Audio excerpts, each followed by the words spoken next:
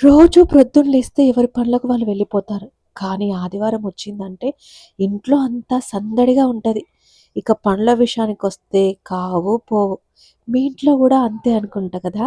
ఈ మధ్య వీకెండ్స్ బయటికెళ్ళడం మానేసి ఇంట్లోనే ఇలా ఫుడ్ అయితే ప్రిపేర్ చేస్తున్నానబ్బా! ఇలా ఇంట్లోనే స్పెషల్ ఫుడ్ ప్రిపేర్ చేసేటప్పుడు ఎలాంటి డిస్టర్బెన్స్ లేకుండా పీస్‌ఫుల్‌గా ఉండేలా చూసుకుంటాను నేనైతే. అప్పుడే ఫుడ్ సూపర్బ్‌గా కుదురుతదబ్బా!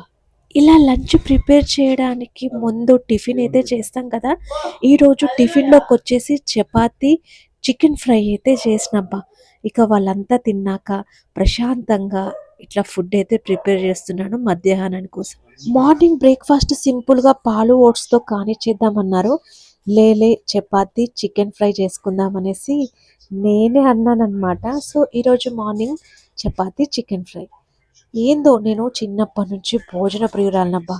ఈ సందర్భంగా నాకొక విషయం అయితే గుర్తొచ్చింది. అది మీతో షేర్ చేసుకుంటాను ఈరోజు. చిన్నప్పుడు మాకు టీవీ లేదు. మా అక్కయ్య, నేను ఇద్దరం కలిసి పక్కింటికెళ్ళేది.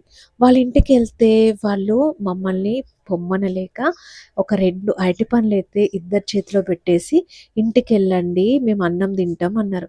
మేము ఆ అరటిపండు పట్టుకొని బయటికొచ్చేసినాం. నాకేమో అరటిపండు ఎప్పుడెప్పుడు తిందామా అని. అరటిపండు ముందుగా మా అక్కయ్య తినేసి, మధ్యలో కొంచెం బ్లాక్‌గా ఉంటుంది గదా! అది చూసి అది పురుగనుకోని అది పడేసింది.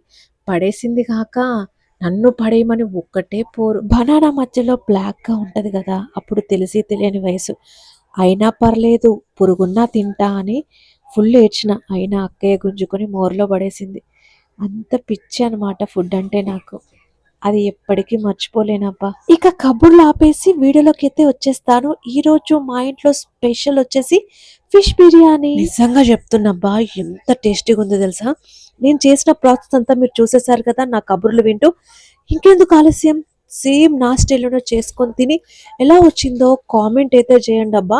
ఎక్సలెంట్‌గుంది. మనం chicken biryani, mutton biryani, chicken curry, mutton curry ఎప్పుడు తింటూనే ఉంటాం కదా!